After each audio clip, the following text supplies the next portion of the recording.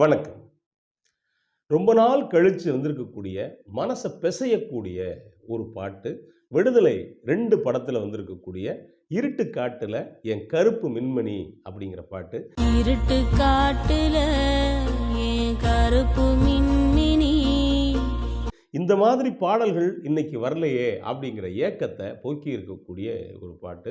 ரொம்ப நாள் கழிச்சு இசைஞானி இளையராஜா தன்னுடைய பீஜியத்த குறைச்சுக்கிட்டு, வரிகளுக்கு ரொம்பவே முக்கியத்துவம் கொடுத்திருக்கக்கூடிய இந்த பாட்டு. இந்த பாட்டு ஒரு ஏழை தாயுடைய கவலை அப்படின்னு சொல்லலாம். அவளுக்கு இருக்கக்கூடிய நம்பிக்கை அப்படின்னு சொல்லலாம். ஒரு தான் புள்ளைக்கு தாவ பாடக்கூடிய தாலாட்டு அப்படின்னு சொல்லலாம். உனக்கு சொல்லுறேன் கதை கேளு கண்மணி. இன்னும் சொல்லப்போனா, யாருக்கிட்டயும் சொல்ல முடியாத தன்னுடைய சோகத்த தான் புள்ளைகிட்ட சொல்லி அழக்கூடிய அந்த அவலநிலை அப்படின்னு கூட சொல்லலாம். நமக்கு யாரும் இல்ல, அப்படி இருந்தா கூட நம்பிக்கைய வச்சு முன்னேறு. இந்த பூமி, அதுவும் இங்க இருக்கக்கூடிய இந்த ஊரு நீ நல்லா வருவேன்னு சொல்லுது அப்படின்னு தன்னம்பிக்கை குடுக்கக்கூடிய பாட்டு அப்படின்னு சொல்லலாம். அந்த அளவுக்கு மனச பிசையக்கூடிய ஒரு மாறுபட்ட பாட்டு. இந்த பாட்டு, இந்த படமே என்ன அப்படின்னா, ஒரு இடதுசாரி சிந்தனையில இடதுசாரியுடைய வாழ்க்கையை மையப்படுத்தி எடுக்கப்பட்ட பாட்டு. அதுவும் இந்த பாட்டுக்கு ஒரு நேர்கோட்டுல சந்திக்கிற சிறப்பு ஒண்ணு இருக்கு. என்ன அப்படின்னா, இடதுசாரி மேடையில வலம் வந்தவங்க பண்ணியிருக்கக்கூடிய பாட்டு. ஒண்ணு, இசைஞானி இளையராஜா தன்னுடைய வாழ்க்கையில அவருடைய வெளி உலக வாழ்க்கைய ஆரம்பிச்சதே இடதுசாரி மேடை பயணத்துல தான். அந்த வகையில இடதுசாரி மேடையை பார்த்த இசைஞானி இளையராஜா, இந்த பாட்டை எழுதியிருக்கவரு பாடலாசிரியர் யுகபாரதி. அவருடைய அப்பா ஒரு இடதுசாரி. அந்த இடதுசாரியுடைய பிள்ளைக்கு இருக்கக்கூடிய அந்த இடதுசாரி மனப்பான்மை. இன்னொன்னு, இந்த பாட்டை பாடியிருக்கக்கூடிய சுகந்தி. சுகந்தி இடதுசாரி மேடைகள்ல இன்னைக்கும் பாடக்கூடியவங்க. அந்த வகையில ஒரு ஏழை மக்களுடைய வலிகளை உணர்ந்த ஒரு 3 பேர், அந்த மேடைகள்ல கால் பதிச்ச 3 பேர் பாடியிருக்கு. 3 பேருடைய ஒரு கூட்டுல வந்திருக்கக்கூடிய இந்த பாட்டு. இந்த பாட்ட பொறுத்தவரைக்கும், இந்த மாதிரி பாடல்கள் வரணும் அப்படின்னு தான் நம்ம நினைக்கிறோம். ஏன் அப்படி நினைக்கிறோம் அப்படின்னா, சினிமா அப்படிங்கிறது ஒரு மாபெரும் ஊடகம். இந்த ஊடகத்துல இவ்வளவு காத்திரமான விஷயங்களையும் பண்ண முடியும் அப்படின்னு நிரூபிச்சிருக்கக்கூடிய பாட்டு. ரொம்ப நாள் கழிச்சு இசைஞானி இளையராஜா போட்டிருக்கக்கூடிய தாலாட்டு பாட்டு. இந்த தாலாட்டு காலத்துக்கு நிக்கும் அப்படின்னு நான் நினைக்கிறேன். ஏன்னா, அறிவொளி காலங்கள்ல தாலாட்டு பாட்டு வந்துச்சு. குறிப்பா ஜிவி ஒரு பாட்டு எழுதியிருப்பாரு. அந்த பாட்டு என்ன அப்படின்னா, "நீ படிச்சு முன்னேறு மகளே" அப்படின்னு ஒரு தாலாட்டு வந்திருக்கும். அதே மாதிரி அந்த காலகட்டத்தில வந்த பாட்டு, அதுக்கான வடிவத்தோட வந்திருக்கக்கூடிய பாட்டு. அதுவும் "இருட்டு காட்டுல என் கருப்பு மின்மினி, உனக்கு சொல்லுறேன் கதை கேளு கண்மணி" அப்படிங்கிற ஒரு ஏழை தாயுடைய வழக்கு சொல்லையே யுகபாரதி இந்த பாட்டை எழுதியிருக்காரு. இந்த பாட்டுக்கு இசைஞானி இளையராஜா பண்ணியிருக்கக்கூடிய சித்து வேலைகள் அப்படின்னு இருக்குல்ல, அது என்ன தெரியுமா உங்களுக்கு? இந்த பாட்டு 6/8ல வரக்கூடிய பாட்டு. தக்கிட்ட தக்கிட்ட தக்கிட்ட தக்கிட்ட அப்படி வரும்.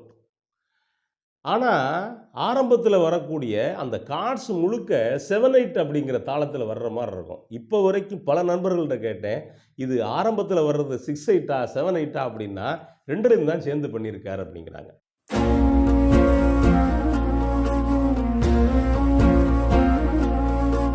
ஒரு மனுஷன் இத்தனை வருஷம் கழிச்சு 50 வருஷம் சினிமாவுக்கு இசையமைச்சுட்டு, இதுக்குள்ள இன்னொரு புதுமை பண்ண முடியுமா அப்படின்னா, அப்படி ஒரு புதுமைய பண்ணியிருக்காருன்னு வச்சுக்கங்களேன். நல்லா இசை தெரிஞ்ச நண்பர்கள் இருந்தா, இதுக்குள்ள நீங்க கமெண்ட் பண்ணுவீங்க அப்படின்னு நான் நம்புறேன். அதே மாதிரி இதில 2 பிஜிஎம் பண்ணியிருக்காரு. 2 பிஜிஎத்த நான் குறைச்சிருக்காரு அப்படின்னு சொன்னேன்ல. முதல் பிஜிஎத்துக்குள்ள செலோவ தவள விட்டிருப்பாரு.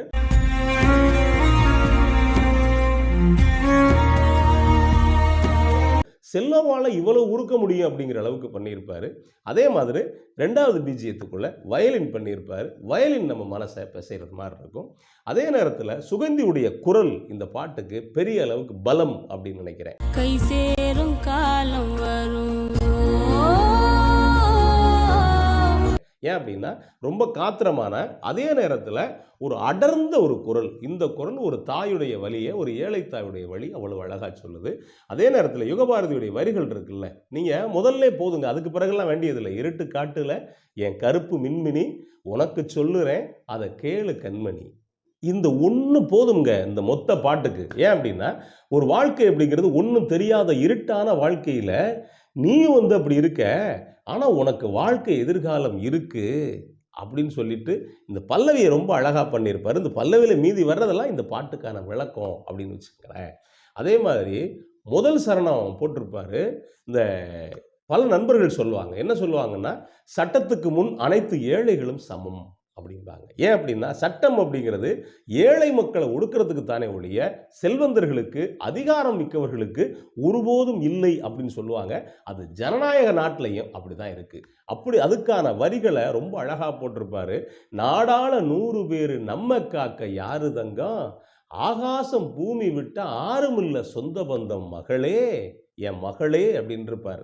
இந்த மகளே அப்படிங்கிறது இருக்குல்ல, ஒரு பக்கம் மகளை தாங்கிறது மாதிரி இருக்கும், இன்னொரு பக்கம் மகளே அப்படிங்கிறது ஒப்பாரி மாதிரி இருக்கும், இன்னொரு பக்கம் நீங்க கவனிச்சு பார்த்தீங்கன்னா மகளுக்கு நம்பிக்கை கொடுக்குற மாதிரி இருக்கும். இந்த மகளே அப்படிங்கிற ஒரு இடத்துல இவ்வளவு விஷயங்களை வச்சிருப்பாரு இசைஞானி இளையராஜா. மகளே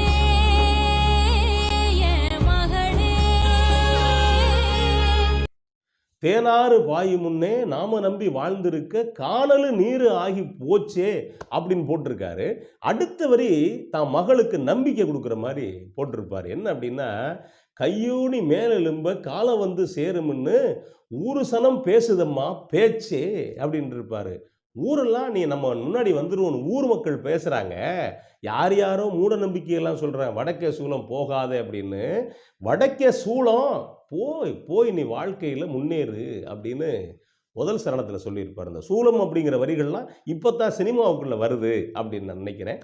அதே மாதிரி 2வது சரணம். 2வது சரணத்துல இன்னொரு வேறு இடம் இதுக்குள்ள வச்சிருப்பாரு. என்ன அப்படின்னா, துக்கத்துல புலம்புறது தூக்கத்திலும் தொடருதம்மா, கக்கத்துல ராவும் பகலும் கஷ்டம் நம்ம சுமக்குதம்மா அப்படின்னு இருப்பார். நீங்க அதிகபட்சமான அடித்தட்டு மக்களுடைய வாழ்க்கையே இதுதான். கஷ்டத்திலிருந்து எது அவனை விட்டாலும் கஷ்டம் அவனை விட்டு தொலையவே தொலையாது. கூடவே இருந்து அவனை உயிரை வாங்கும். இதை ரொம்ப அழகா அதை சொல்லியிருப்பாரு. மகளே என் மகளே எத்தனையோ கட்சி இருக்கு, ஏழைக்கு இங்கு என்ன இருக்கு மகளே, என் மகளே அப்படின்னு இருப்பாரு. ஏழைக்குன்னு என்னைக்குமே இடதுசாரி கட்சிகள் இருக்கு அப்படிங்கிறது எதார்த்தம். ஆனா முடிக்கும்போது இது மாறாது மறையாது வா மகளே அப்படின்னு இருப்பாரு. ஏன் அப்படின்னா, இந்த மாதிரி பிரச்சனைகள் யார் வந்தாலும் இருக்கும், அதுக்காக நம்பிக்கையை விட்டுறாத மகளே அப்படின்னு சொல்லக்கூடிய ஒரு மாறுபட்ட பாடல். இன்னைக்கு ஏழை எளிய மக்கள் வாழ்க்கையில் இருக்கக்கூடிய நிகழ்வை அப்படியே பாடலாக்கியிருக்காங்க. அந்த வகையில் இப்படி ஒரு சிறப்பான பாடலுக்கு வாழ்த்துக்கள். நன்றி, வணக்கம்.